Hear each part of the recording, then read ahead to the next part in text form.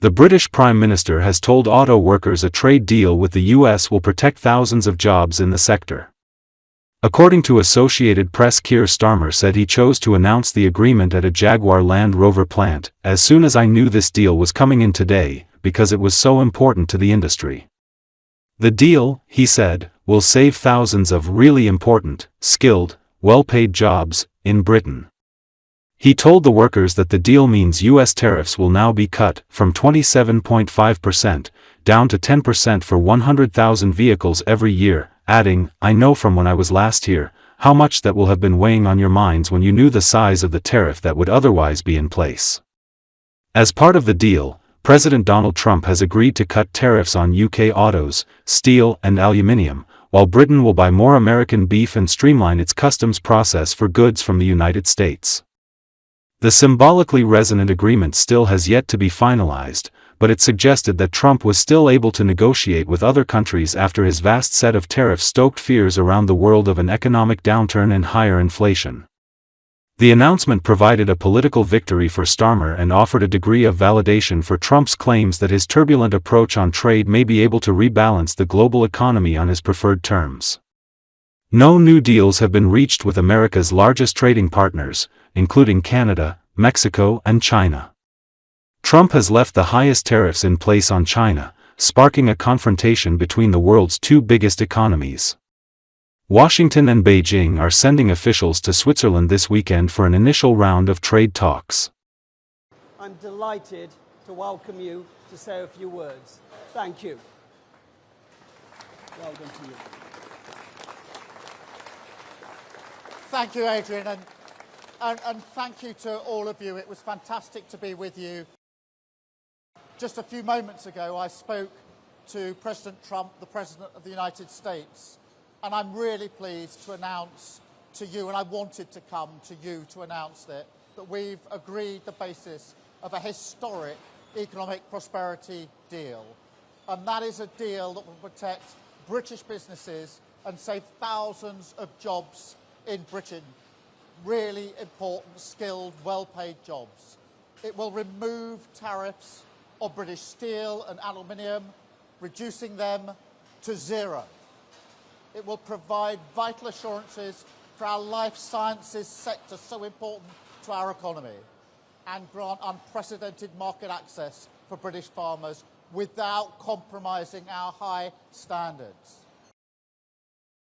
And for the great British cars that you make here, that we see all around us, this deal means that the US tariffs will now be cut from 27.5% down to 10% for 100,000 vehicles every year. That's a huge and important reduction. And I know from when I was last here how much that will have been weighing on your minds when you knew the size of the tariff that would otherwise be in place. And to get that decrease was hugely important to me. Now, of course, we are the first country to secure such a deal with the United States. And in an era of global insecurity and instability, that is so important. The great challenge of our age is to secure and to renew Britain. And that is what we're going to do. Acting in the national interest, shaping this new era, not being shaped by it. If it's not good for Britain, we won't do it. If it doesn't mean more money in people's pockets, we won't do it. If it doesn't mean security and renewal in every part of the country, we won't do it. But that doesn't mean we're turning inward. Instead, we're sending a message to the world that Britain is open for business, seeking trade agreements with India on Tuesday, with the US today, and working to boost trade with other partners too, including, of course, the EU, with whom we have a really important meeting just a week on Monday, making deals that will benefit working people. Chinese President Xi Jinping was welcomed by his Russian counterpart Vladimir Putin on Thursday at the Kremlin as he arrived in Moscow for a 4-day visit. According to Associated Press, Xi landed in Moscow Wednesday, at a time when fighting with Ukraine, which began more than 3 years ago, has closed airports in the Moscow region. Putin hailed Xi as our main guest at the Victory Day festivities due take place May 9. The Russian leader noted that he and Xi would discuss bilateral and global issues at their summit in Moscow. The two leaders will also discuss Russia's supply of oil and gas to China, as well as cooperation within BRICS, the bloc of developing economies that initially included Brazil, Russia, India, China and South Africa but has since expanded to more countries. Putin and Xi have met over 40 times as their governments align their foreign policies to challenge the Western-led liberal democratic world order.